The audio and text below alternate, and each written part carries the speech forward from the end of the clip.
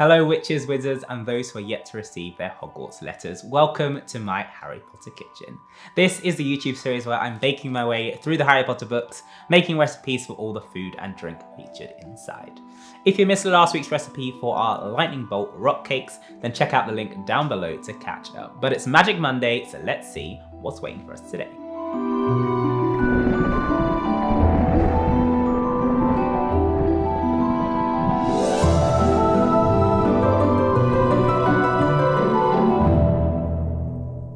In need of a magical dinner after a hard day's work? Well, look no further. If you don't want to miss a thing from my Harry Potter kitchen, make sure you hit that subscribe button and click on the notification bell so you get an alert every Magic Monday when there is a brand new recipe. So without further ado, let's get back to it. Okay, so just before Harry and Ron leave Hagrid's hut, Harry spots a cutting from the Daily Prophet about a break-in at Gringotts, and it might come up later, but there's no other mention of food or drink apart from the rock cakes, so let's jump on over to chapter 9, the Midnight Duel. Here everyone is very excited because today it's time for their first flying lesson, and just before they head out, Neville receives some post, which is a remember-all. And if you remember all the fun facts about Harry Potter, you'll know that Malfoy gets hold of it during the lesson and races off. Harry decides to chase him, but gets caught by Professor McGonagall. He's not in trouble though, she just takes him to see Oliver Wood and lets him know that he's going to be the next Seeker. And of course, the first thing he has to do is go and tell Ron, and that's where our next recipe is. Ron had a piece of steak and kidney pie halfway to his mouth, but he'd forgotten all about it. Well, we're going to have to make our pie unforgettable.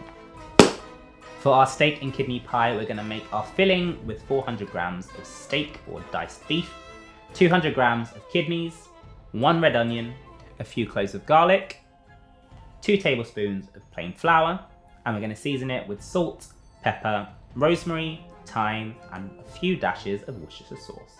We're also going to add in 1 beef stock cube and 300 milliliters of Guinness. For our pastry, you'll need 250 grams of plain flour, 1 teaspoon of salt, 250 grams of butter, and 150 milliliters of cold water. Steak and kidney pie is another British classic, and to be honest, I'm not the biggest fan of pies. I find sometimes they're a bit too heavy, but we're going to change things up for this week's recipe. So we're going to have a nice rich filling, but then a light and flaky pastry over the top. So this is how it's done. To begin, we're going to make our filling, and first things first, we need to prepare our meat. For our steak, I've got some diced beef, and I've just sliced it into some nice bite-sized chunks, and then also removed any excess fat. You'll also want to trim down your kidneys so you can cut them, and I like them to be smaller than the steak pieces. Once the meat's ready, you then want to move on to preparing your onion, so you can slice and dice this as finely as you can. And you can also prepare your garlic. Next, you want to get yourself a pan on a medium heat and then add in some oil. Add in your onions and garlic and continue to fry until they're nice and softened.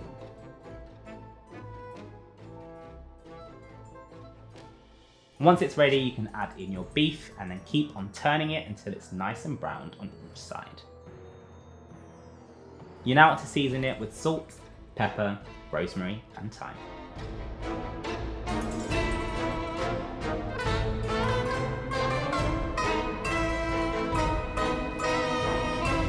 Just before the beef is finished, you can then add in your kidneys, and these will cook a lot quicker, so you only want to add them in towards the end.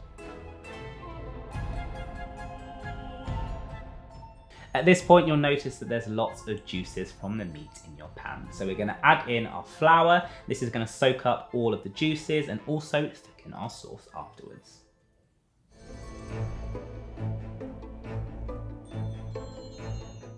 Allow that to fry off for 1 to 2 minutes and then add in your Worcestershire sauce and your beef stock.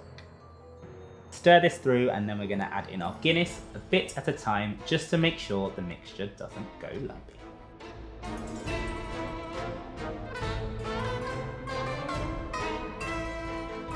Once it's well incorporated, you should have a nice smooth sauce. So we're going to leave this to reduce slightly and allow it to thicken up.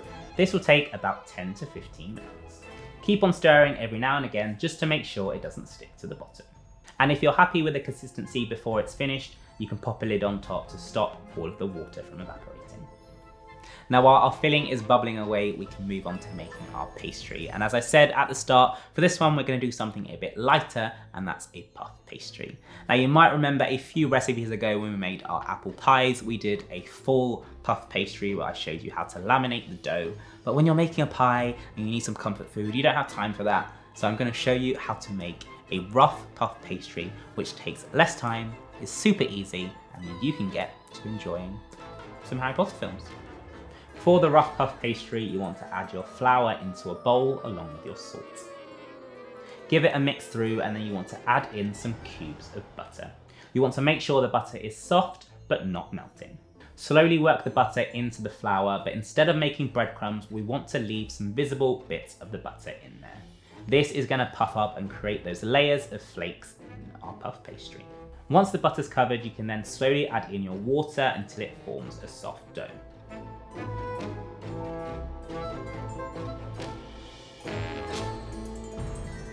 Be careful not to overwork it because the warmth of your hand will start to melt the butter, so as soon as it's nice and formed, you want to wrap it in cling film and pop it into the fridge for half an hour to chill. So those are the only two components you need for your steak and kidney pie, so all that's left to do is assemble it. So we're going to add in the filling, top it off with our pastry, and then for a little bit of Harry Potter magic, we're also going to create some lightning bolts to go on top.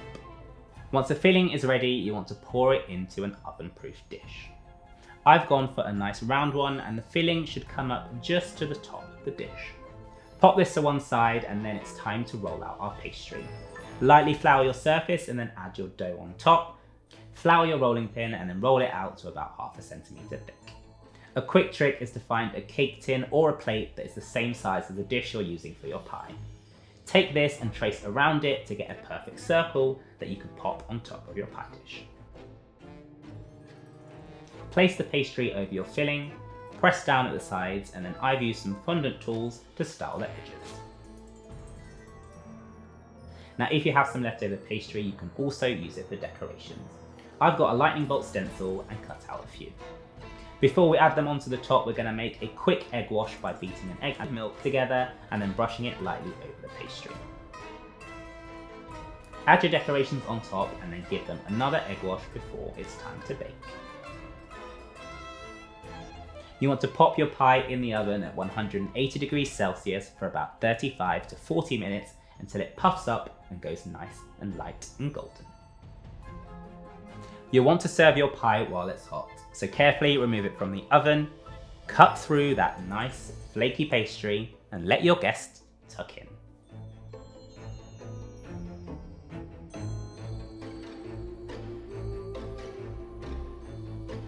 So there you go, another magical recipe in the bag, and I bet you won't be able to take your pies off of this one. That's all for this week's recipe, but if you're not a massive fan of steak and kidney pie, let me know down below in the comments which pie would you prefer, and you might see it in a future episode. If you don't want to miss any of those episodes, make sure you hit that subscribe button and click on the notification bell so you get an alert when there is a brand new video. And I'll see you next week.